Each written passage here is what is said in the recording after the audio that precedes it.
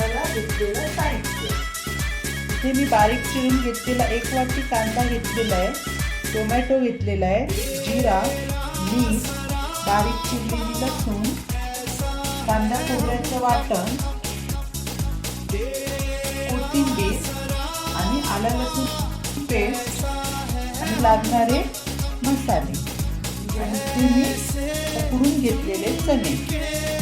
एक कढई ठेवून आपल्या रेसिपीला सुरुवात करूया. मी कढई गरम करून त्यात तेल ॲड करून घेते.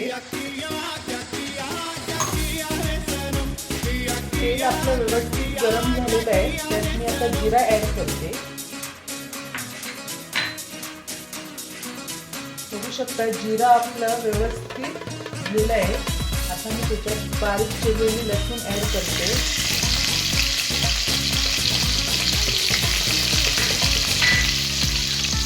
लसूणला हलका सोनेरी रंग येईपर्यंत आपण परतून घेऊया. त्यानंतर बारीक चिरलेला भरपूर असा कांदा ॲड करते.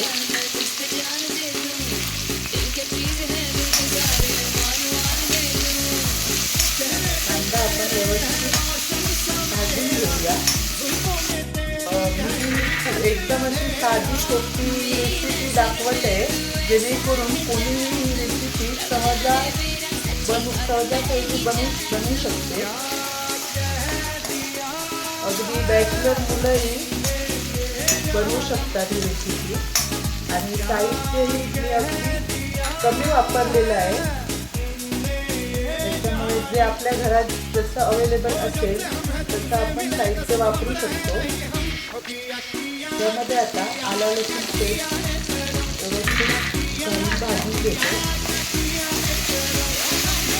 आलं लसूण पेस्ट व्यवस्थित भाजली की जेवणाला चव चांगली येते.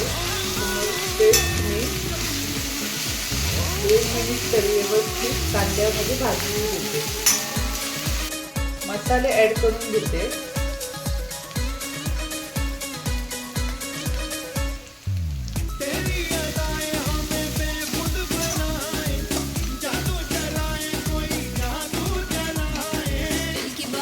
व्यवस्थित तेलात टोमॅटो ॲड करून मी मसाला अगोदर टाकून घेतले, कारण मसाला टोमॅटोच्या अगोदर टाकले की व्यवस्थित कलर येतो.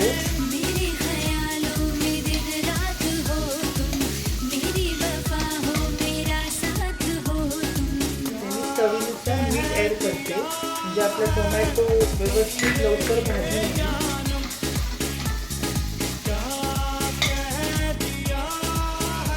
ते बघू शकता मस्त असं लालसर कलर सुटलेला आहे आणि टोमॅटो व्यवस्थित विरघळलेला आहे, व्यवस्थित शिजलेला आहे. तो शिजवून घेतलेले चणे ॲड करते.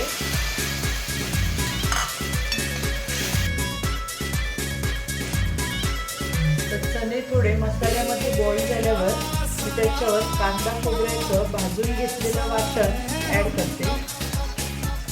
ते तुम्ही वाटण कमी जास्त करू शकता.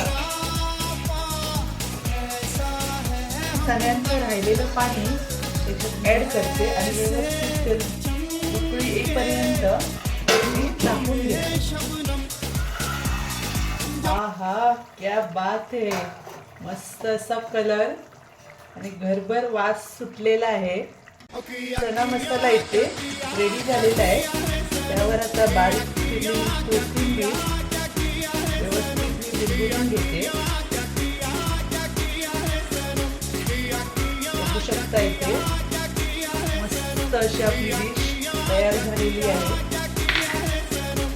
तर आजची आपली स्पेशल रेसिपी तयार झालेली आहे. तुम्हाला जरी माझी रेसिपी आवडली असेल तर माझ्या चॅनलला लाईक, शेअर आणि सबस्क्राईब करायला विसरू नका. धन्यवाद.